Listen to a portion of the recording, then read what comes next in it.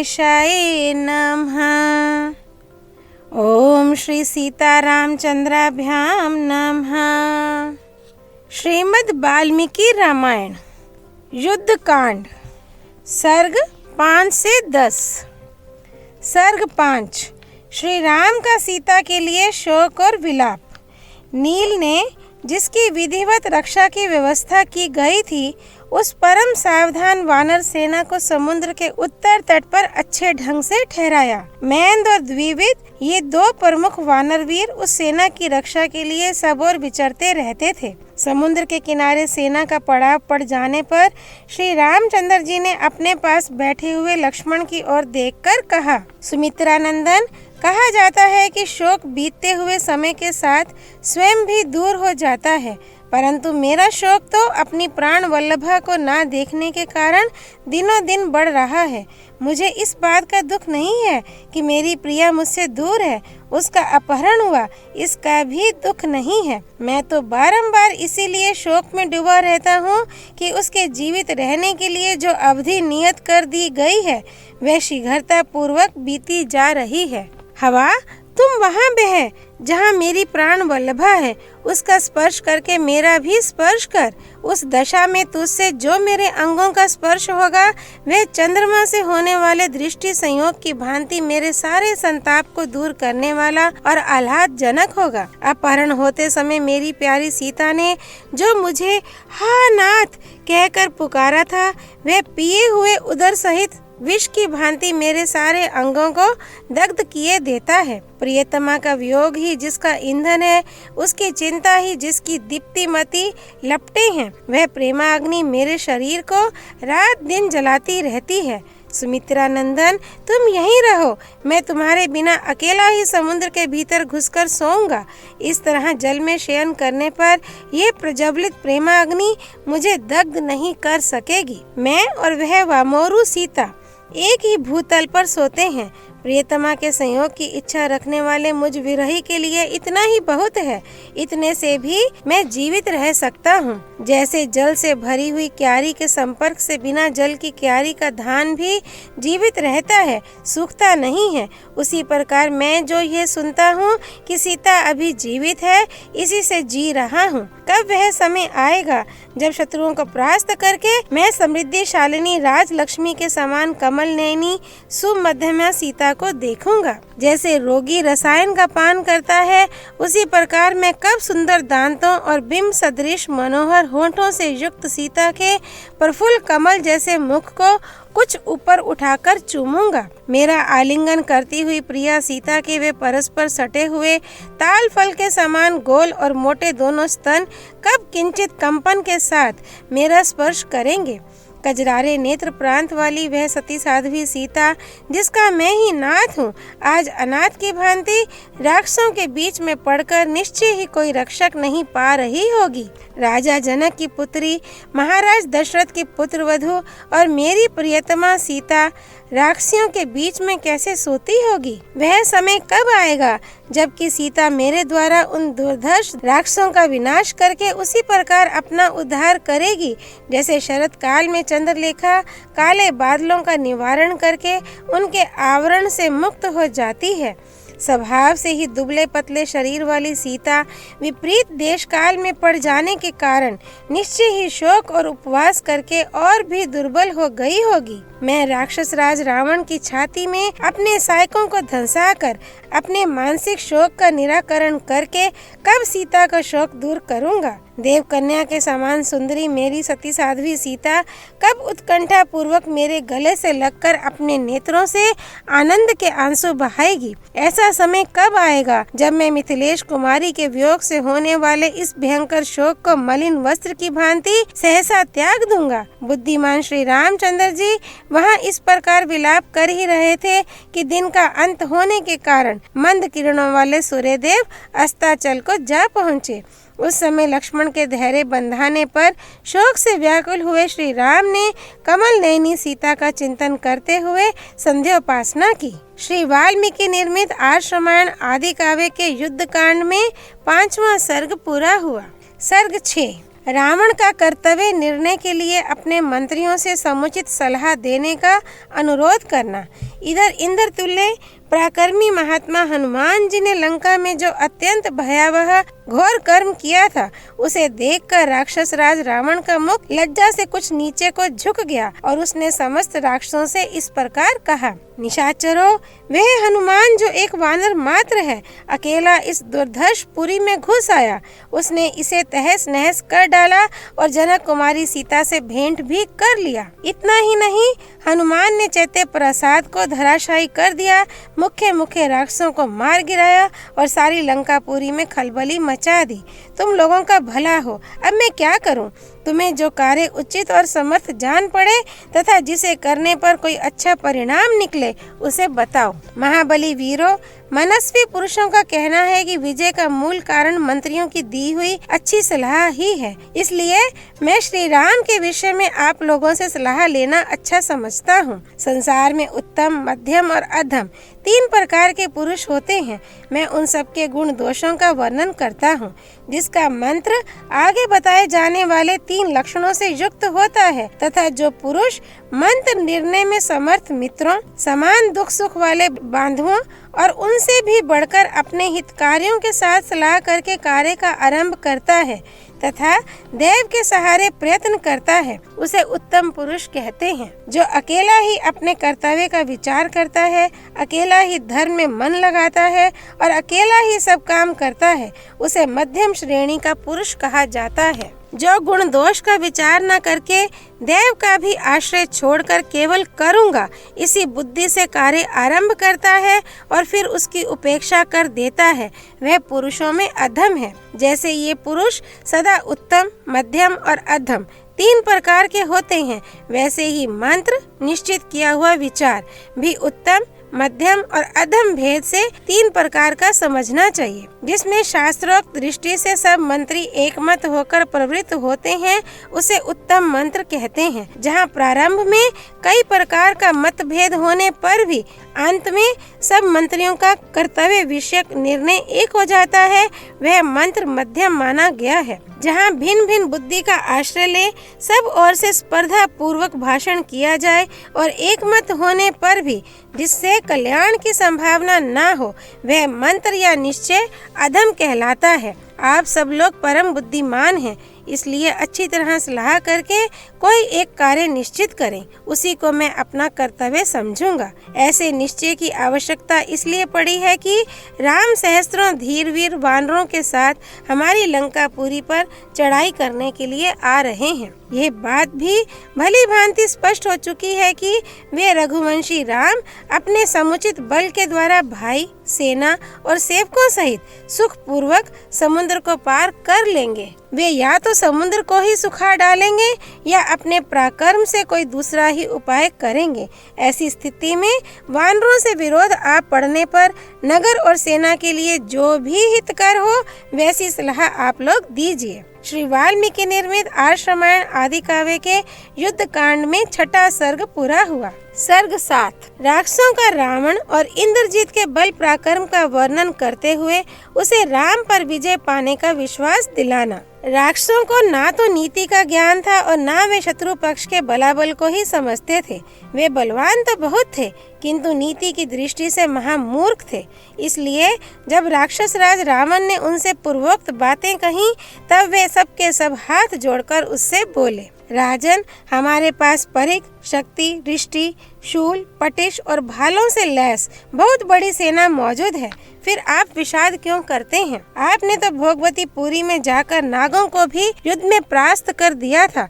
बहुसंख्यक यक्षों से घिरे हुए कैलाश शिखर के निवासी कुबेर को भी युद्ध में भारी मार काट मचाकर वश में कर लिया था। प्रभु, महाबली लोकपाल कुबेर महादेव जी के साथ मित्रता होने के कारण आपके साथ बड़ी स्पर्धा रखते थे, परंतु आपने सम्रांगण में रोष पूर्वक उन्हें हरा दिया। यक्षों की सेना को विचलित करके बंदी बना लिया और कितनों को धराशायी करके कैलाश शिखर से आप उनका ये विमान छीन लाए थे। राक्षस शिरोमणि दानवराज मय ने आपसे भयभीत होकर ही आपको अपना मित्र बना लेने की इच्छा की और इसी उद्देश्य से आपको धर्म पत्नी के रूप में अपनी पुत्री समर्पित कर दी। महाभाव, अपने पराक्रम का घमंड रखने वाले दुर्जय दानवराज मधु को भी, जो आपकी बहन कुंभी नसी को सुख देने वाला उसका पति है, आपने युद्ध छेड़कर वश में कर लिया। विशाल बाहु वीर, आपने रसातल पर चढ़ाई करके वासुकी, तक्षक, शंख और जटी आदि नागों को युद्ध में जीता और अपने अधीन कर लिया।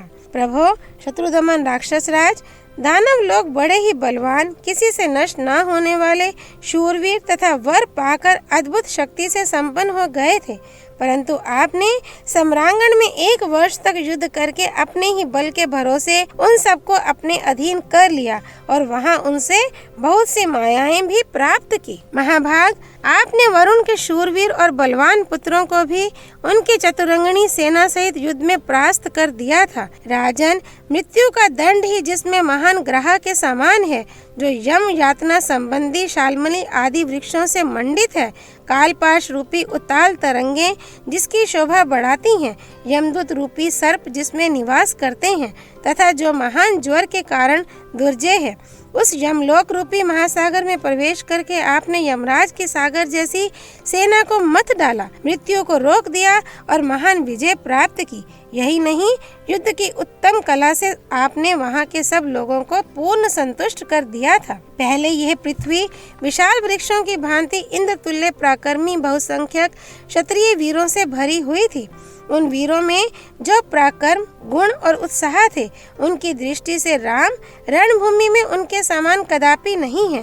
राजन, जब आपने उन समर दुर्जय वीरों को भी बलपूर्वक मार डाला, तब राम पर विजय पाना आपके लिए कौन बड़ी बात है। अथवा महाराज, आप चुपचाप यहीं बैठे रहें, आपको परिश्रम करने की क्या आवश्यकता है। अकेले ये महाबाहु इंद्रजीत ही सब वानरों का संहार कर डालेंगे। महाराज, इन्होंने परम उत्तम महेश्वर यज्ञ का अनुष्ठान करके वह वर प्राप्त किया है जो संसार में दूसरे के लिए अत्यंत दुर्लभ है। देवताओं की सेना समुद्र के समान थी, शक्ति और तोमर ही उसमें मत्स्य थे। निकाल कर फेंकी हुई आंतें सेवार का काम देती थी। हाथी ही उस सैन्य सागर में कछुओं के समान भरे थे, घोड़े मेंढकों के समान उसमें सब और व्याप्त थे। रुद्रगण और आदित्यगण उस सेना रूपी समुद्र के बड़े बड़े ग्रह थे। मरुदगण और वसुगण वहाँ के विशाल नाग थे। रथ, हाथी और घोड़े जल राशि के समान थे और पैदल सैनिक उसके विशाल तट थे। परंतु इस इंद्रजीत ने देवताओं के उस सैन्य समुद्र में घुसकर देवराज इंद्र को कैद कर लिया और उन्हें लंकापुरी में लाकर बंद कर दिया। राजन, फिर ब्रह्मा जी के कहने से इन्होंने शंबर और वृत्रासुर को मारने वाले सर्वदेव वंदित इंद्र को मुक्त किया, तब वे स्वर्गलोक में गए। अतः महाराज, इस काम के लिए आप राजकुमार इंद्रजीत को ही भेजिए, जिससे ये राम सहित वानर सेना का यहाँ आने से पहले ही संहार कर डाले। राजन, साधारण नर और वानरों से प्राप्त हुई इस आपत्ति के विषय में चिंता करना आपके लिए उचित नहीं है। आपको तो अपने हृदय में इसे स्थान ही नहीं देना चाहिए। आप अवश्य ही राम का वध कर डालेंगे। श्री वाल्मीकि निर्मित आर्ष रामायण आदि काव्य के युद्ध कांड में 7वां सर्ग पूरा हुआ। सर्ग 8। प्रहस्त, दुर्मुख, वज्रदंष्ट्र, निकुंभ और वज्रहन्नु का रावण के सामने शत्रु सेना को मार गिराने का उत्साह दिखाना। इसके बाद नील मेघ के समान श्याम वर्ण वाले शूर सेनापति प्रहस्त नामक राक्षस ने हाथ जोड़कर कहा, महाराज, हम लोग देवता, दानव, गंधर्व, पिशाच, पक्षी और सर्प सभी को पराजित कर सकते हैं। फिर उन 2 मनुष्यों को रणभूमि में हराना कौन बड़ी बात है। पहले हम लोग असावधान थे, हमारे मन में शत्रुओं की ओर से कोई खटका नहीं था, इसीलिए हम निश्चिंत बैठे थे। यही कारण है कि हनुमान हमें धोखा दे गया, नहीं तो मेरे जीते जी वह वानर यहाँ से जीता जागता नहीं जा सकता था। यदि आपकी आज्ञा हो तो पर्वत, वन और काननों सहित समुद्र तक की सारी भूमि को मैं वानरों से सूनी कर दूं। राक्षस राज, मैं वानर मात्र से आपकी रक्षा करूंगा, अतः अपने द्वारा किए गए सीता हरण रूपी अपराध के कारण कोई दुख आप पर नहीं आने पाएगा। तत्पश्चात दुर्मुख नामक राक्षस ने अत्यंत कुपित होकर कहा, ये क्षमा करने योग्य अपराध नहीं है, क्योंकि इसके द्वारा हम सब लोगों का तिरस्कार हुआ है।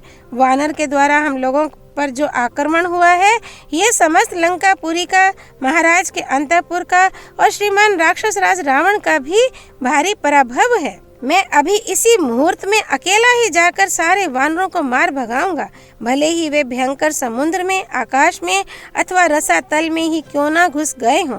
इतने ही में महाबली वज्रदंश अत्यंत क्रोध से भरकर रक्त मांस से सने हुए भयानक परिक को हाथ में लिए हुए बोला, दुर्जय वीर राम, सुग्रीव और लक्ष्मण के रहते हुए हमें उस बेचारे तपस्वी हनुमान से क्या काम है। आज मैं अकेला ही वानर सेना में तहलका मचा दूंगा और इस परिक से सुग्रीव तथा लक्ष्मण सहित राम का भी काम तमाम करके लौट आऊंगा। राजन, यदि आपकी इच्छा हो तो आप यह मेरी दूसरी बात सुने। उपाय कुशल पुरुष ही यदि आलस्य छोड़कर प्रयत्न करे तो वह शत्रुओं पर विजय पा सकता है। अतः राक्षस राज, मेरी दूसरी राय यह है कि इच्छा अनुसार रूप धारण करने वाले अत्यंत भयानक तथा भयंकर दृष्टि वाले सहस्त्रों शूरवीर राक्षस एक निश्चित विचार करके मनुष्य का रूप धारण कर श्री राम के पास जाएं और सब लोग बिना किसी घबराहट के उन रघुवंश शिरोमणि से कहें कि हम आपके सैनिक हैं, हमें आपके छोटे भाई भरत ने भेजा है। इतना सुनते ही वे वानर सेना को उठाकर तुरंत लंका पर आक्रमण करने के लिए वहां से चल देंगे। तत्पश्चात हम लोग यहाँ से शूल, शक्ति, गदा, धनुष, बाण और खड्ग धारण किए शीघ्र ही मार्ग में उनके पास जा पहुँचे। फिर आकाश में अनेक यूथ बनाकर खड़े हो जाएं और पत्थरों तथा शस्त्र समूहों की बड़ी भारी वर्षा करके उस वानर सेना को यमलोक पहुंचा दें। यदि इस प्रकार हमारी बातें सुनकर वे दोनों भाई श्री राम और लक्ष्मण सेना को कूच करने की आज्ञा दे देंगे और वहां से चल देंगे तो उन्हें हमारी अनीति का शिकार होना पड़ेगा।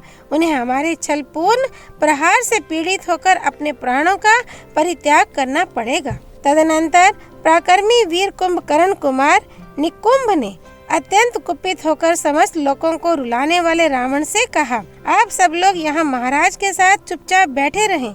मैं अकेला ही राम, लक्ष्मण, सुग्रीव, हनुमान तथा अन्य सब वानरों को भी यहाँ मौत के घाट उतार दूंगा। तब पर्वत के समान विशालकाय वज्रहनु नामक राक्षस कुपित हो जीभ से अपने जबड़े को चाटता हुआ बोला, आप सब लोग निश्चिंत होकर इच्छा अनुसार अपना अपना काम करें। मैं अकेला ही सारी वानर सेना को खा जाऊंगा। आप लोग स्वस्थ रहकर क्रीड़ा करें और निश्चिंत हो वारुणी मदिरा को पिएं। मैं अकेला ही सुग्रीव, लक्ष्मण, अंगद, हनुमान और अन्य सब वानरों का भी यहाँ वध कर डालूंगा। श्री वाल्मीकि निर्मित आर्ष रामायण आदि काव्य के युद्ध कांड में 8वां सर्ग पूरा हुआ। सर्ग 9। विभीषण का रावण से श्री राम की अजेयता बताकर सीता को लौटा देने के लिए अनुरोध करना। तत्पश्चात निकुंभ, रभस, महाबली सूर्यशत्रु, सुप्तघन, यज्ञकोप, महापार्श्व, महोदर, दुर्जय, अग्निकेतु, राक्षस, रशिमकेतु, महातेजस्वी बलवान, रावण कुमार इंद्रजीत, प्रहस्त, विरूपाक्ष, महाबली वज्रदंश, धूम्राक्ष, अतिकाय और निशाचर दुर्मुख, ये सब राक्षस अत्यंत कुपित हो हाथों में परिक, पटिश, शूल, प्रास, शक्ति, फरसे, धनुष, बाण तथा पैनी धार वाले बड़े बड़े खड्ग लिए उछलकर रावण के सामने आए और अपने तेज से उद्दीप्त से होकर वे सब के सब उससे बोले, हम लोग आज ही राम, सुग्रीव, लक्ष्मण और उस कायर हनुमान को भी मार डालेंगे जिसने लंकापुरी जलाई है। हाथों में अस्त्र शस्त्र लिए खड़े हुए उन सब राक्षसों को जाने के लिए उद्यत देख विभीषण ने रोका और पुनः उन्हें बिठाकर दोनों हाथ जोड़ रावण से कहा, तात, जो मनोरथ साम, दान और भेद इन 3 उपायों से प्राप्त ना हो सके, उसी की प्राप्ति के लिए नीति शास्त्र के ज्ञाता मनीषी विद्वानों ने पराक्रम करने के योग्य अवसर बताए हैं। तात, जो शत्रु असावधान हो, जिन पर दूसरे शत्रुओं ने आक्रमण किया हो तथा जो महारोग आदि से ग्रस्त होने के कारण दैव से मारे गए हों, उन्हीं पर भली भांति परीक्षा करके विधि पूर्वक किए गए पराक्रम सफल होते हैं। श्री रामचंद्र जी बेखबर नहीं है, वे विजय की इच्छा से आ रहे हैं और उनके साथ सेना भी है। उन्होंने क्रोध को सर्वथा जीत लिया है, अतः वे सर्वथा दुर्जय हैं। ऐसे अजय वीर को तुम लोग परास्त करना चाहते हो। निशाचरों, नदों और नदियों के स्वामी भयंकर महासागर को जो एक ही छलांग में लांग कर यहाँ तक आ पहुँचे थे, उन हनुमान जी की गति को इस संसार में कौन जान सकता है अथवा कौन उसका अनुमान लगा सकता है। शत्रुओं के पास असंख्य सेनाएं हैं, उनमें असीम बल और पराक्रम है। इस बात को तुम लोग अच्छी तरह जान लो। दूसरों की शक्ति को भुलाकर किसी तरह भी सहसा उनकी अवहेलना नहीं करनी चाहिए। श्री रामचंद्र जी ने पहले राक्षस राज रावण का कौन सा अपराध किया था जिससे उन यशस्वी महात्मा की पत्नी को ये जनस्थान से हर लाए? यदि कहें कि उन्होंने खर को मारा था तो यह ठीक नहीं है, क्योंकि खर अत्याचारी था। उसने स्वयं ही उन्हें मार डालने के लिए उन पर आक्रमण किया था। इसलिए श्री राम ने रणभूमि में उसका वध किया, क्योंकि प्रत्येक प्राणी को यथाशक्ति अपने प्राणों की रक्षा अवश्य करनी चाहिए। यदि इसी कारण से सीता को हर कर लाया गया हो तो उन्हें जल्दी ही लौटा देना चाहिए, अन्यथा हम लोगों पर महान भय आ सकता है। जिस कर्म का फल केवल कलह है, उसे करने से क्या लाभ? श्री राम बड़े धर्मात्मा और पराक्रमी हैं, उनके साथ व्यर्थ वैर करना उचित नहीं है। मिथिलेश कुमारी सीता को उनके पास लौटा देना चाहिए। जब तक हाथी, घोड़े और अनेकों रत्नों से भरी हुई लंकापुरी का श्री राम अपने बाणों द्वारा विध्वंस नहीं कर डालते, तब तक ही मैथिली को उन्हें लौटा दिया जाए। जब तक अत्यंत भयंकर, विशाल और दुर्जय वानर वाहिनी हमारी लंका को पददलित नहीं कर देती, तभी तक सीता को वापस कर दिया जाए। यदि श्री राम की प्राण वल्लभा सीता को हम लोग स्वयं ही नहीं लौटा देते हैं तो ये लंकापुरी नष्ट हो जाएगी और समस्त शूरवीर राक्षस मार डाले जाएंगे। आप मेरे बड़े भाई हैं, अतः मैं आपको विनय पूर्वक प्रसन्न करना चाहता हूँ। आप मेरी बात मान लें। मैं आपके हित के लिए सच्ची बात कहता हूँ। आप श्री रामचंद्र जी को उनकी सीता वापस कर दें। राजकुमार श्री राम जब तक आपके वध के लिए शरद काल के सूर्य की किरणों के समान तेजस्वी, उज्जवल अग्रभाग एवं पंखों से सुशोभित, सुदृढ़ तथा अमोघ बाणों की वर्षा करें, उसके पहले ही आप उन दशरथ नंदन की सेवा में मिथिलेश कुमारी सीता को सौंप दें। भैया, आप क्रोध को त्याग दें, क्योंकि वह सुख और धर्म का नाश करने वाला है। धर्म का सेवन कीजिए, क्योंकि वह सुख और सुयश को बढ़ाने वाला है। हम पर प्रसन्न होइए, जिससे हम पुत्र और बंधु बांधवों सहित जीवित रह सकें। इसी दृष्टि से मेरी प्रार्थना है कि आप दशरथ नंदन श्री राम के हाथ में मिथिलेश कुमारी सीता को लौटा दें। विभीषण की यह बात सुनकर राक्षस राज रावण उन सब सभासदों को विदा करके अपने महल में चला गया। श्री वाल्मीकि निर्मित आर्ष रामायण आदि काव्य के युद्ध कांड में 9वां सर्ग पूरा हुआ। सर्ग 10। विभीषण का रावण के महल में जाना, उसे अपशकुनों का भय दिखाकर सीता को लौटा देने के लिए प्रार्थना करना और रावण का उनकी बात ना मानकर उन्हें वहां से विदा कर देना। दूसरे दिन सवेरा होते ही धर्म और अर्थ के तत्व को जानने वाले भीमकर्मा महातेजस्वी वीर विभीषण अपने बड़े भाई राक्षस राज रावण के घर गए। वह घर अनेक प्रासादों के कारण पर्वत शिखरों के समूह की भांति शोभा पाता था। उसकी ऊंचाई भी पहाड़ की चोटी को लज्जित करती थी। उसमें अलग अलग बड़ी बड़ी कक्षाएं, ड्योढ़ियां सुंदर ढंग से बनी हुई थी। बहुतेरे श्रेष्ठ पुरुषों का वहां आना जाना लगा रहता था।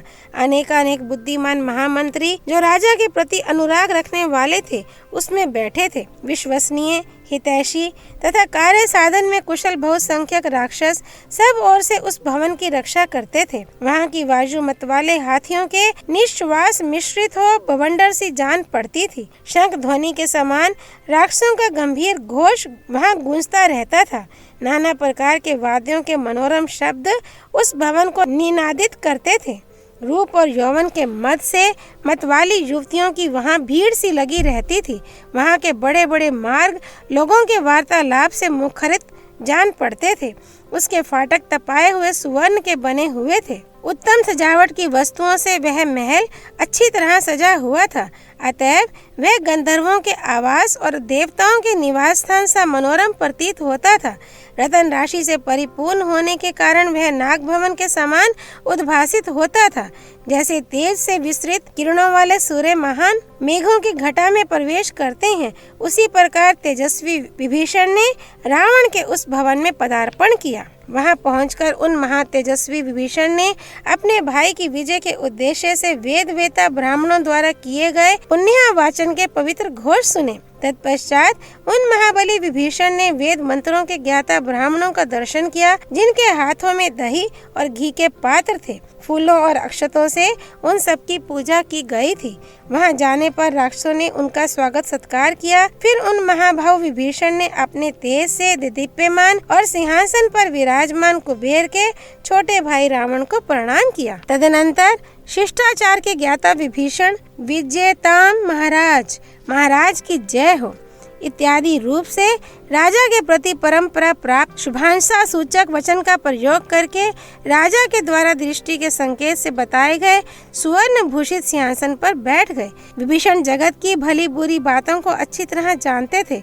उन्होंने प्रणाम आदि व्यवहार का यथार्थ रूप से निर्वाह करके सांत्वना पूर्ण वचनों द्वारा अपने बड़े भाई महामना रावण को प्रसन्न किया और उससे एकांत में मंत्रियों के निकट देश काल और प्रयोजन के अनुरूप युक्तियों द्वारा निश्चित तथा अत्यंत हितकारक बात कही। शत्रुओं को संताप देने वाले महाराज, जब से विदेह कुमारी सीता यहाँ आई है तभी से हम लोगों को अनेक प्रकार के अमंगल सूचक अपशकुन दिखाई दे रहे हैं। मंत्रों द्वारा विधि पूर्वक धधकाने पर भी आग अच्छी तरह प्रज्वलित नहीं हो रही है। उससे चिंगारियां निकलने लगती हैं, उसकी लपट के साथ धुआं उठने लगता है और मंथन काल में जब अग्नि प्रकट होती है उस समय भी वह धुएं से मलिन ही रहती है। रसोई घरों में, अग्निशालाओं में तथा वेदाध्ययन के स्थानों में भी सांप देखे जाते हैं और हवन सामग्रियों में चींटियां पड़ी दिखाई देती हैं। गायों का दूध सूख गया है, बड़े बड़े गजराज मद रहित हो गए हैं, घोड़े नए ग्रास से आनंदित, भोजन से संतुष्ट होने पर भी दीनतापूर्ण स्वर में हिनहिनाते हैं।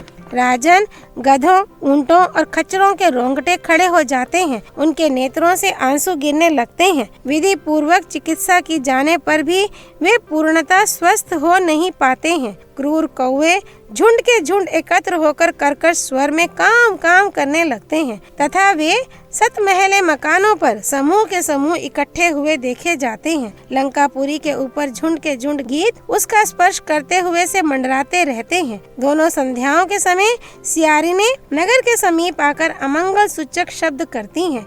नगर के सभी फाटकों पर समूह के समूह एकत्र हुए मांस भक्षी पशुओं के जोर जोर से किए जाने वाले चीत्कार बिजली की गड़गड़ाहट के समान सुनाई पड़ते हैं।